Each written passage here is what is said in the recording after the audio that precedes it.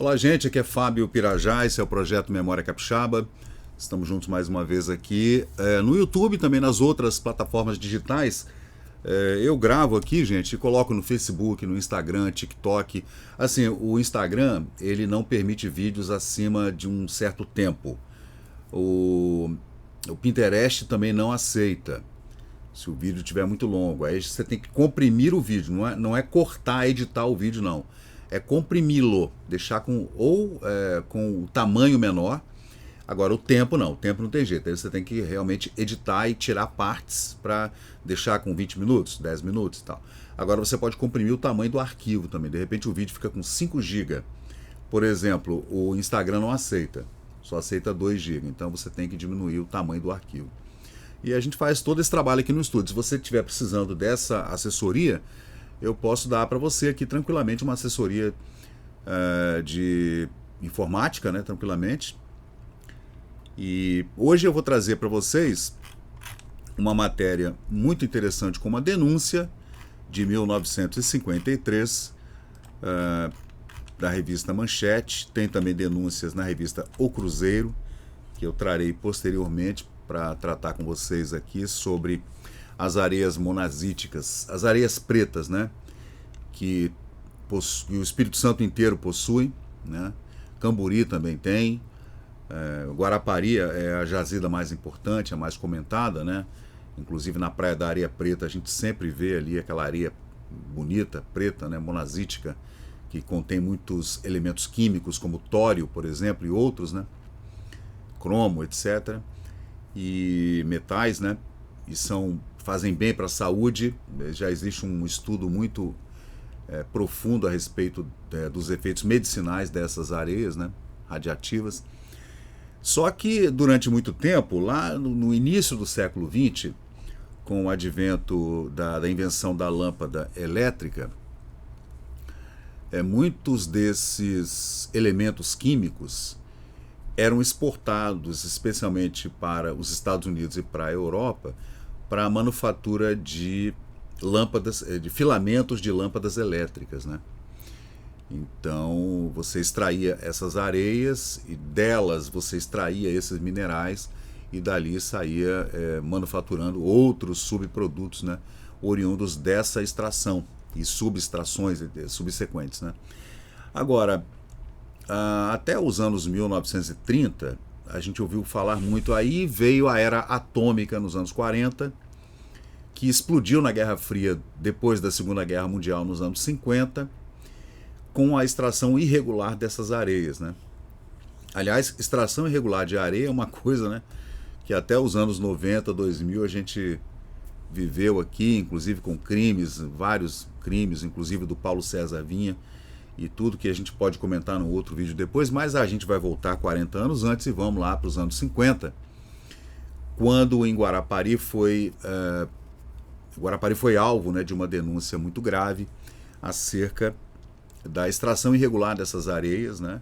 Na verdade, o roubo das areias sem que fossem coletados os tais impostos e tributos e etc., taxas, né, que deveriam voltar para os cofres públicos capixabas, né? Não que eu seja a favor também, porque eu já comentei aqui em alguns vídeos, eu sou um libertário, ANCAP, e eu acho que essa coisa tem que ser feita descentralizada pela iniciativa privada, quanto menos governo tiver, melhor. Mas, né, naquela época as coisas não eram assim. Getúlio Vargas era o presidente da República eleito, suicidou-se em agosto de 54, um ano depois dessas denúncias. O governador, na época, era Jones dos Santos Neves, e Guarapari estava em foco, gente, nas principais revistas, Cruzeiro, Manchete, nos jornais. Olha, aqui no canal eu vou fazer uma playlist para falar dessas areias monazíticas, dessa extração irregular, transporte irregular, etc., trabalho semi-escravo, tem um monte de coisa envolvida aí.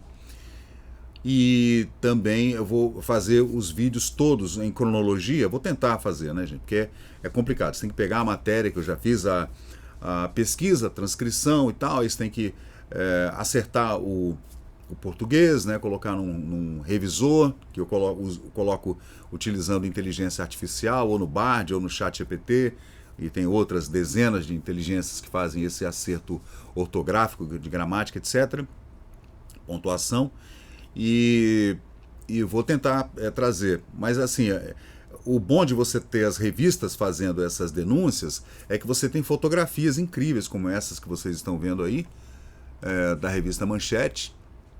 A reportagem foi assinada por Darwin Brandão, para a revista Manchete de 1953, está aqui, Salvemos Nossa Monazítica. Aí vamos lá, em Guarapari, no Espírito Santo, as maiores reservas de tório do mundo, a história da luta política com lances cômicos e dramáticos, reportagem de Darwin Brandão. A monazita e a ilmenita do Brasil, S.A., nome da empresa, Mibra, muito famosa, né? Mibra, a empresa, é uma das donas da Monazita Capixaba, um grupo poderoso. E aí existem vários nomes envolvidos aí nessa denúncia. E a gente tem que ter cuidado, porque toda vez que a gente mexe, né? Já viu como é, né? As pessoas ficam milindradas e... era meu bisavô, era meu avô, então já viu, né? Guarapari é uma cidadezinha praieira, distante pouco mais de 1 hora de Vitória, capital do Espírito Santo. Um município pobre, cidade pequena, sem pretensões, que vive exclusivamente das rendas da sua estação de veraneio. Era pesca, né, ali no litoral, o pescado de Guarapari, né, era para consumo próprio e talvez viesse alguma coisa seca para Vitória ou subia para Salvador ou descia para Itapemirim, para o Rio de Janeiro, mas era muito pouquinho, né? E também muitas fazendas, né? Guarapari tinha muitas fazendas mesmo. E também pouca gente ouviu falar no valor radioativo de suas areias, formidáveis e infalíveis na cura de reumatismos e das moléstias da pele. Então, nos anos 40 e 50, Guarapari já era famosa por essas areias, por conta de cura de reumatismo, artrose, artrite, etc. E até doenças de pele. Então as pessoas vinham realmente se medicar naquelas areias. Especialmente na praia da Areia Preta, onde ficava o famoso Radium Hotel. Tudo em Guarapari tem o Hotel Thorium, Radium Hotel, era tudo nessa pegada radioativa, né? O pessoal, o Hélio Doria, se não me engano, falava da pista radioativa de Guarapari, que era fazendo uma alusão ao jet set, né, capixaba e carioca, que ia para Guarapari naquela pista radiativa, né, se alegrar com suas praias e seus bares, restaurantes e hotéis, etc. As praias de veraneio e as areias para os doentes de Guarapari têm atravessado a sua existência. Existem relatos sobre essas curas milagrosas dessas areias desde sempre, tá? É muito antigo isso aí. Aí segue a matéria. Mas Guarapari é mais do que isso. É o maior reservatório de minerais atômicos do Brasil, segundo a matéria da revista Manchete, de 1953. As areias de sua praia não são como as areias da praia do mundo, o resto do mundo. Elas contêm monazitas, o que quer dizer que contém tório, cério, latânio e outros minerais radioativos, né? Quer dizer mais ainda que possui materiais indispensáveis para a produção de energia atômica. A gente tem que lembrar que nessa época a gente estava vivendo os testes atômicos para a bomba de hidrogênio, a bomba H, né? A primeira bomba nuclear foi detonada em Hiroshima e subsequente em Nagasaki, no Japão, em 1945, que desencadeou o fim da Segunda Guerra Mundial no Pacífico. Na Europa já tinha acabado com a rendição dos alemães aos russos, né? Hitler matou-se, o Exército Vermelho entrou em Berlim e pronto, acabou a guerra na Europa. Mas a guerra ainda durou meses no Pacífico, né? Uma guerra terrível, que só terminou depois que o presidente americano, Truman, jogou a bomba atômica, as 2 bombas atômicas lá, né? Fat Boy, Little Man. Aí a gente continua aqui falando da bomba de hidrogênio, né, que é uma bomba muito mais potente, que precisava dessas substâncias, né? E muitas dessas substâncias saíam daqui, de Guarapari. A importância. Acontece que todo mundo sabe hoje que o que significa energia atômica. Nessa época também estava havendo já o julgamento do casal Rosenberg, que foram eletrocutados, né, foram para a cadeira elétrica por conta de terem entregado os segredos atômicos americanos para os russos nos anos 50. Sabendo da importância atômica, é fácil calcular a importância dessas jazidas de areias radioativas de Guarapari. É muito simples. Vejamos a Inglaterra, na era da máquina a vapor, durante a Revolução Industrial, com suas reservas de carvão. Vejamos os Estados Unidos com o advento do motor a explosão, e na Alemanha também, né, que foi quem inventou, a Alemanha foi quem inventou o motor a explosão, com suas reservas e controle do petróleo em todo o mundo. O Brasil também já vivia esse ufanismo ali com Getúlio, o petróleo é nosso e tal, Petrobras, Eletrobras, né, tudo era Brás. Uma coisa meio, né, ufanista e ultranacionalista que vem bem do fascismo do Getúlio. Nós, no Brasil, e especialmente em Guarapari, temos as maiores reservas de tório no mundo e nosso único concorrente é a Índia. Veja só. Vamos colocar a tabela periódica. Onde está o tório na tabela periódica? Elemento químico, tório, o elemento é TH, peso atômico, deixa eu ver. Vamos ver o tório aqui, gente. TH é o símbolo, né? Vamos, enquanto a gente faz a leitura aqui, a gente vai conversando e vamos colocando aqui para vocês. Tá aí o tório, né? Peso atômico 90. Eu adoro tabela periódica, gente. O número atômico, ele é um actinídeo, elemento com cerca de 30 isótopos, sendo 6 deles encontrados na natureza. Agora, onde está ele na tabela? Deixa eu ver aqui. Olha o tório como é, gente. Ó. Por isso que a areia de Guarapari é preta, porque o tório ele é preto. Preto e brilhoso, ele tem um brilho bonito. Tanto que a gente vai em Guarapari, a gente pega assim, a areia preta, quando ela está bem abundante ali na praia, na mão, assim, você vê ela brilhando, aquela areia preta, bonita e brilhando. Né? É muito bonito o mineral realmente, né? Aí tá aqui, ó. Mineral. A monazita tem tório. A alanita também. O zircão, titanita, o epídoto, apatita e magnetita. Eu tinha uma pedra de magnetita que meu pai trouxe para mim da COFAV, veio lá de Itabira nos anos 70, eu adorava mexer com isso, né? Eu tinha vontade de estudar geologia e acabou que, né, não estudei geologia como eu queria, né? Mas eu sempre amei, né? Mexer com pedras, né? Sempre adorei. Aí, deixa eu ver. Onde está o tório na tabela periódica?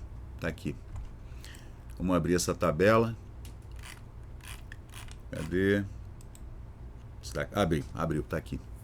Então, gente, tá aqui o tório, ó. O número atômico do tório é 90. O símbolo é TH, vocês estão vendo aí o nome é tório, tá bem aqui embaixo, ó. Tá junto com actínio, urânio, o netúnio, plutônio, tá vendo? São elementos altamente radioativos, né? Laurênio, bonélio, o mendelévio, férmio, todos eles, o einstênio, todos eles fazendo homenagem a esses grandes cientistas, o Einstein, o Enrico Fermo e etc. Aí a gente segue aqui falando sobre a matéria. Vamos lá, vamos continuar lendo aqui. E o Espírito Santo estava sofrendo, né, com essa extração irregular, né? Aí tem vários nomes aqui que a gente vai trazer. Aqui era a sede da Mibra. Essa era a Mibra, a empresa que fazia a extração. Aí era o Porto de Guarapari. Os navios entravam aí, gente. Por incrível que pareça, entrava um navio aí. O navio era abastecido de areia monazítica, fazia a volta e saía para a Barra novamente, né? Aí segue aqui dizendo, no Brasil, especialmente em Guarapari, nós temos as maiores reservas de tório depois da Índia. As areias são de monazita, lá que tem o tório. 1 quilo de tório tem o valor energético de 3.000 toneladas de carvão. 2.000 de petróleo e, segundo o relatório da Comissão de Energia Atômica da ONU, somos um país privilegiado com esse mineral mais importante no mundo atual. Isso lá nos anos 50, 70 anos atrás, né? Mas que não temos sabido aproveitar, e é o que vamos ver nessa reportagem. Bom, vamos ver a história, né?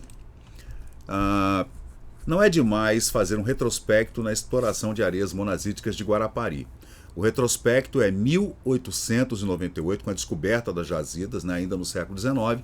Quem descobriu foram os irmãos Aníbal e Dioclésio Pereira Borges, nas areias da Praia da Areia Preta. Veja que interessante, né? Requereram o aforamento dos terrenos compreendidos entre Areia Preta e Maimbá, mas o governo, tomando conhecimento das descobertas, abriu concorrência para a exploração. Começa aí a comercialização das jazidas pelo engenheiro Maurício Ishalson, associado dos irmãos Borges, e um tal de John Gordon. Em 1900 foram exportadas as primeiras toneladas para a Alemanha. Daí em diante, a exportação não teve mais fim, como se pode ver pelo seguinte quadro organizado pelo engenheiro Reski Freyá, e termina o relatório melancolicamente dizendo, aspas, em nossa visita de reconhecimento geral, feitas as principais ocorrências da monazita do Espírito Santo, constatamos com desagradável surpresa que nossas reservas, se bem que importantes, são menores do que julgávamos. Ele faz um relatório bem completo aqui, tá, para o governo. Com as reservas devidas a uma avaliação, somos de opinião de que as possibilidades das jazidas conhecidas no Espírito Santo, inclusive os rejeitos das antigas explorações, não vão além de 50.000 toneladas de monazita. Diremos mesmo que, após um estudo detalhado, não nos surpreendemos se o resultado final encontrado ficar aquém ainda dessa estimativa de 50.000 toneladas. Né? Realmente, em outro relatório Puxem Façanha Carneiro, as reservas são calculadas em apenas 30.000 toneladas. Você vê que tinham cientistas que colocavam nomes nesses relatórios. Né? Aviso importante, ambos os relatórios são oficiais, publicados em 1947, e o segundo publicado em 1951 pelo Departamento Nacional de Produção Mineral do Governo Federal. Né? Pelos dados divulgados, chegamos à conclusão que já exportamos metade das reservas de areias monazíticas, sei lá, talvez umas 20.000 toneladas, né? Assim, numa estimativa muito positiva, muito otimista, né? O tório, que é o elemento, número 90 da tabela, nela contido, nessas areias monazíticas, né, denunciou o deputado Hélio Cabal, do PR da Bahia, equivalente a 975 milhões de toneladas de carvão, 650 milhões de toneladas de petróleo, isto é, o consumo do Brasil. Na base dos índices de 1948, 300 anos de consumo de carvão e de petróleo, você poderia colocar em 30.000 até 50.000 toneladas de tório contido nessas areias. Então é interessante, né, que o peso atômico dessas substâncias químicas, né, que a gente analisa na tabela periódica, é que a gente consegue fazer uma comparação do peso atômico, né, contido no tório, no petróleo e no carvão, né, que você pode extrair essas substâncias. Né. Então por isso que o ouro pesa muito. A gente vê uma barrinha de ouro desse tamanho, super pesada, muito pesada. Você vê a concentração que existe ali naquele mineral. Agora vamos lá, vamos entrar aqui. Os grupos em choque, grupos políticos e comerciais que entram em choque. De 1900 até os dias atuais, muita coisa aconteceu e muita coisa ainda vai acontecer. Começa que a monazita, essa areia preta de Guarapari, com o advento da era atômica, deixou de ser um comércio comum, como qualquer um outro, para ser um problema internacional. E se agravou por consequência da luta dos grupos pela sua posse. Aí começou uma briga política, aí imagina o que aconteceu aqui no Espírito Santo. Né? A gente tem que ter até cuidado agora na hora de tratar os nomes, né? Porque, na verdade, a monazita de Guarapari e do resto da costa brasileira, especialmente Prado, na Bahia, e Itabapuana, no estado do Rio, está nas mãos de grupos poderosos, grupos econômicos internacionais. Claro, com conchavo de grupos nacionais, né? Políticos especialmente. Mercadoria preciosa disputada a peso de ouro em todo o mundo, amontoada na praia, só sendo necessária chegar, juntar, encher, botar no saco, meter no navio e tchau. E a monazita começou a gerar uma guerra. 3 grupos estão brigando. A Mibra, que é a Monazita e Ilmenita do Brasil S.A., essa que vocês estão vendo aqui na fotografia, né? Olha lá, olha só essa foto, gente. A areia fornece 6% de tório e 60% de terras raras, que aí é um outro assunto que a gente pode conversar depois sobre isso, né? A Mibra tem como chefe o senhor Boris Davidovich, agente de grandes trustes internacionais. Mas quem aparece no negócio são o nome de 2 pessoas que eu prefiro não falar aqui agora, que fazem parte do governo capixaba, né? É melhor que eu não diga os nomes.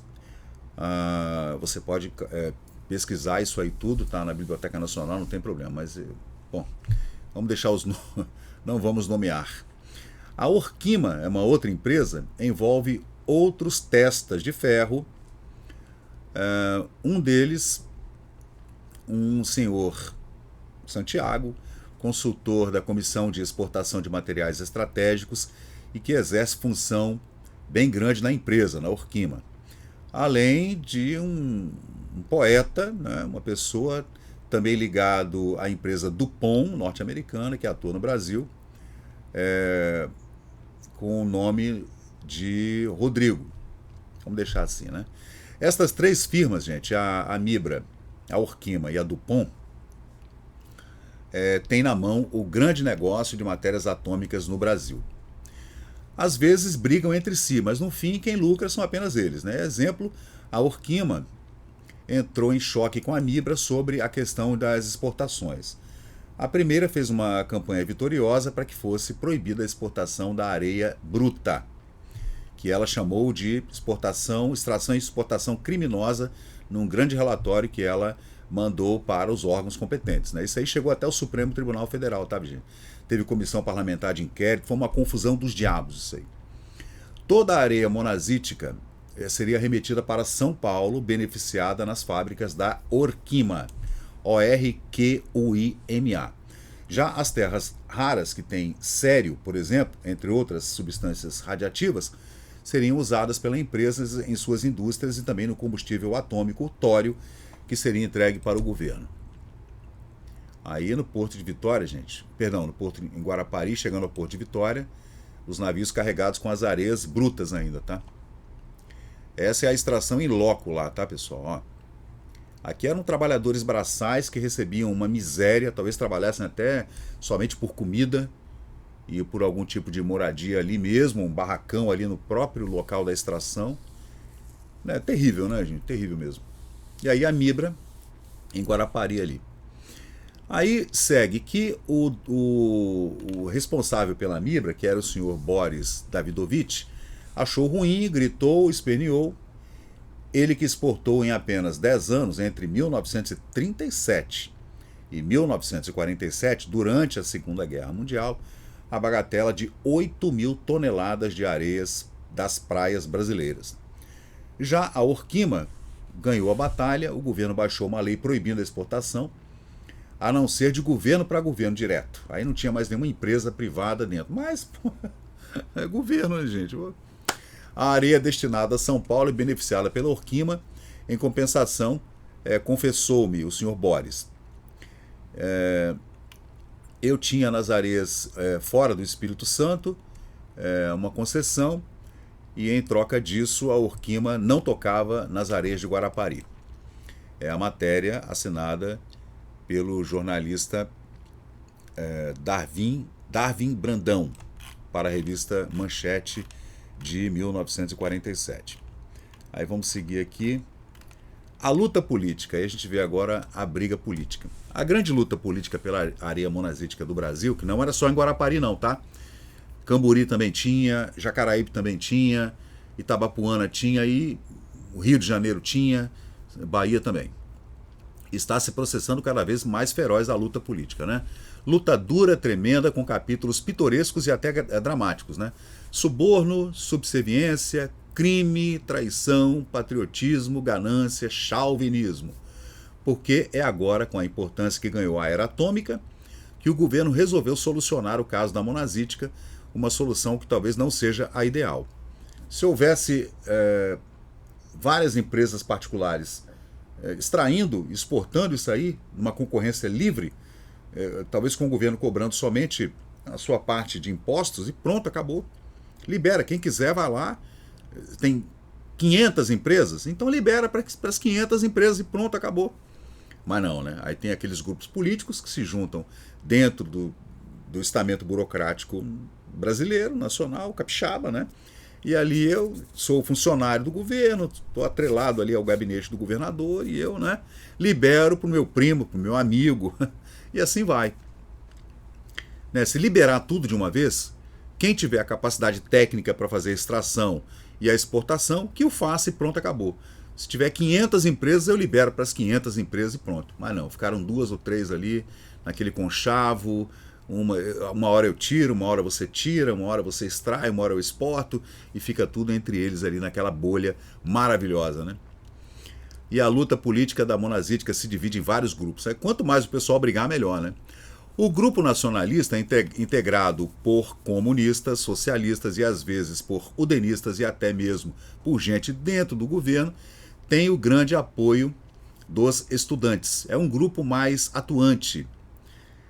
Pessoal de jornais, que faz comícios, etc. Pessoal da esquerda, né? Comunistas, na verdade, né? Que o Partido Comunista existia nessa época. Na Câmara tem alguns representantes, como o deputado Eusébio Rocha, no Senado Landulfo Alves, entre poucos outros, e alguns generais reformados também envolvidos nessa briga aí. O grupo chamado entreguista é politicamente mais numeroso e mais forte, e seus representantes na Câmara e no Senado são centenas e muito mais apaixonados o grupo. E o mais apaixonado deles é o senador Assis Chateaubriand. Há também o grupo de políticos na Câmara e no Senado que são indiferentes à causa, né? Você vê que o Chateaubriand era senador, né? E era apaixonado, né? Muito nacionalista, apaixonado pelas extrações das monazíticas. Nele também pode ser incluído o professor Costa Ribeiro, do Conselho Nacional de Pesquisas, e alguns outros nomes de valor. Há aqueles que ficam à meia luz. A matéria fala daquele pessoal que está ali, né, olhando assim, eminências pardas. Advogam, por exemplo, que a areia não deve ser exportada, mas beneficiada entre nós, para ficar aqui. Para quê, né? A demanda é na Alemanha e Estados Unidos, para que a areia vai ficar aqui? Eu não entendo. É melhor exportar mesmo e ganhar esse dinheiro, né? Troca voluntária entre entes. Pode ser até governamental, entre entes governamentais. Mas se fosse de uma empresa privada para outra empresa privada, todo mundo ganharia mais. Bom, mas acham que o produto pode ser negociado pelo governo. Aí está o erro. Aos trustes, naturalmente. Entre eles, Santiago Dantas e mais alguns outros deputados. Finalmente, um grupo nacionalista moderado, se assim é possível lhes dar esse nome. Também o deputado Hélio Cabal, que é uma figura deste movimento, um homem inteligente e que sabe o que quer. Sua tese é a seguinte, do deputado Hélio Cabal, lá no Rio de Janeiro, né? Ainda não havia Brasília, tá, pessoal? A capital federal era o Rio de Janeiro. A monazita deve ser um monopólio estatal. Olha o erro. Olha o erro. Só o Estado poderá negociá-la. Mas acho que o negócio não está no dinheiro. Só pode haver troca por outros materiais atômicos. Para que o Brasil queria outros materiais atômicos, gente? Devemos trocar nosso tório por equipamentos atômicos para montar usinas aqui. Usina atômica em 1947, gente, 1953. Bom, a exportação. Aí continua falando o deputado federal Hélio Cabal. Ele, em parte, tem razão quando diz que a monazítica não tem preço. Tudo tem preço. Qualquer coisa tem preço. É tão valiosa que não há nada que a possa pagar. Olha o viés da época como era, né? Da imprensa e tudo, os deputados e tal. E vendendo-a pelo preço que a tem vendido, de 190 a 900 dólares a tonelada, era muito dinheiro, hein? O Brasil nada tem lucrado, mas as empresas estão lucrando milhões e milhões de dólares. Daí a importância das discussões que se processam na Câmara dos Deputados sobre o problema da exportação da monazita de Guarapari, consubstanciado no artigo 4 da Lei 1310, que reza, abre aspas, é proibida a exportação de qualquer forma de urânio e tório e seus componentes, compostos minérios, salvo pelo governo brasileiro, de governo para governo, ouvidos os órgãos competentes. Aí que está o problema. Quem são os órgãos competentes que vão avaliar essa troca de minerais?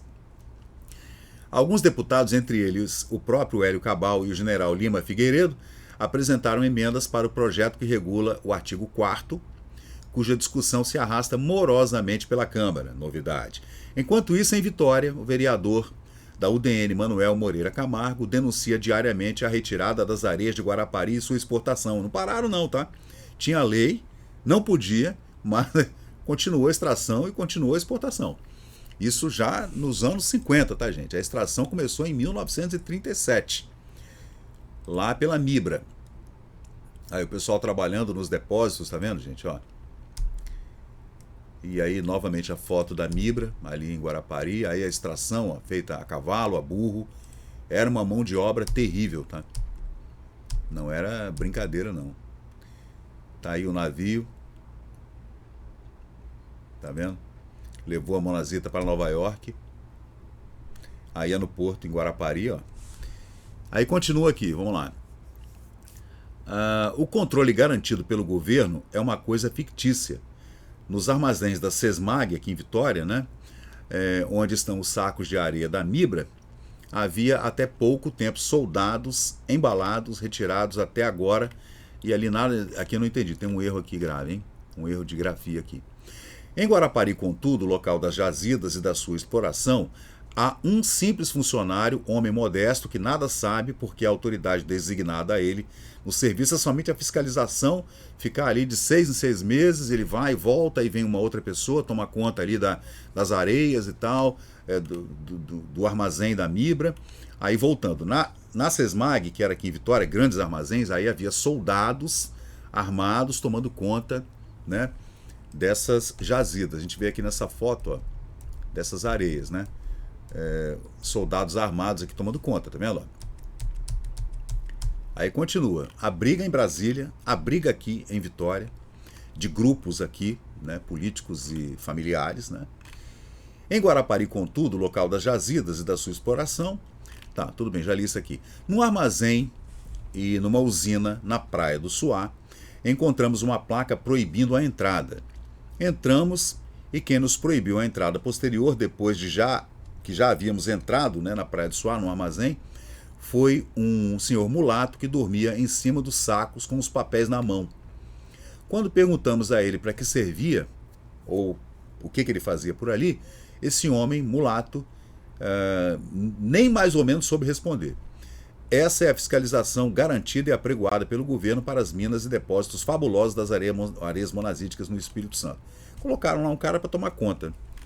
Ó, deixa com ele um revólver, você toma conta aí dos sacos de areia enquanto os navios não são carregados, né? E aí, gente, a matéria continua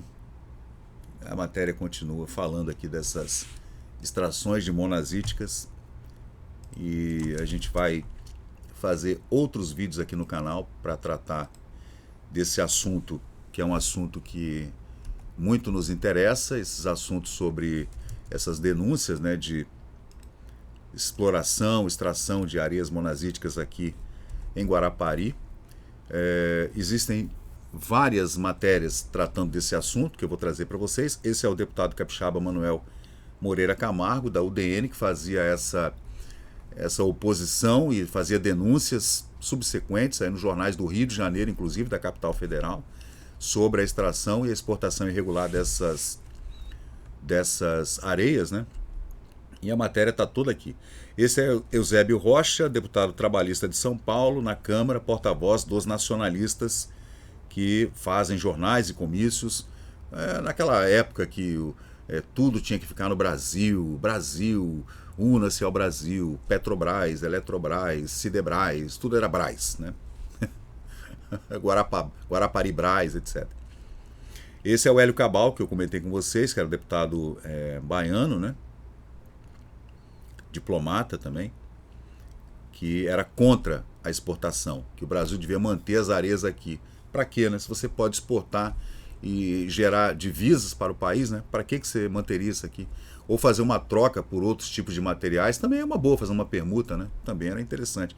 Só que a monazítica saindo daqui e chegando a custar de 200 a 900 dólares, né, a tonelada, pelo amor de Deus, era muito dinheiro mesmo, né? E tá aí, essa é a revista Manchete, de 1953, que eu trago aqui para vocês, com reportagem de Darwin Brandão, tratando aqui dessas areias que eram extraídas e exportadas irregularmente, com alguns nomes muito importantes aqui da política capixaba envolvido, né? E a gente vai trazer, vou fazer uma playlist agora no canal aqui, eu vou mandar esse vídeo para playlist no YouTube, e eu vou fazer vários vídeos de todas essas matérias, falando dessa extração, esse roubo de areias, né? Que o Estado não ganhava nada, e quem ganhavam eram 3 empresas, inclusive a Dupont americana, né? Então, pessoal, é isso aí. Eu sou o Fábio Pirajá, esse é o Memória Capixaba, espero que vocês tenham gostado. A gente vai fazer assim agora, vamos fazer a leitura junto aqui, aí toda vez que eu precisar fazer um apêndice, eu abro uma outra janela, aí a gente vê uma coisa, como eu vi hoje a tabela periódica dos elementos, né? E a gente vai lendo isso aqui e vamos discutindo essas coisas antigas que a gente sempre traz aqui no Memória Capixaba. Valeu, pessoal, obrigado, hein? E chegamos ao final de mais um vídeo aqui do Memória Capixaba. E se você curtiu o conteúdo, por favor, deixe seu like, compartilhe aqui o nosso canal e inscreva-se para mais novidades. Até a próxima e muito obrigado por participar aqui do Memória Capixaba.